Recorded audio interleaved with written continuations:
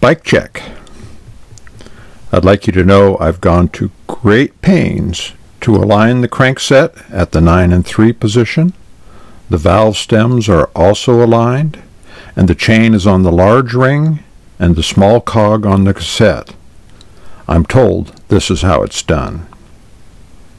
The bike is an extra large, giant Defy Advanced 1.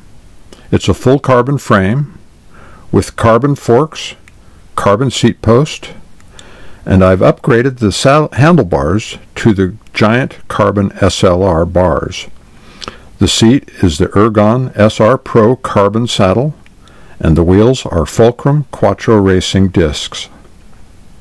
It has a full Shimano Ultegra group set, Ultegra compact chainrings 5034, cassette 1132, Ultegra derailleur, Ultegra hydraulic brakes with Dura-Ace rotors.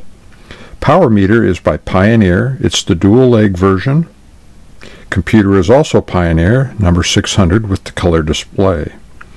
I'm running Continental Grand Prix 5000s, 25C size, and now the freewheel sound.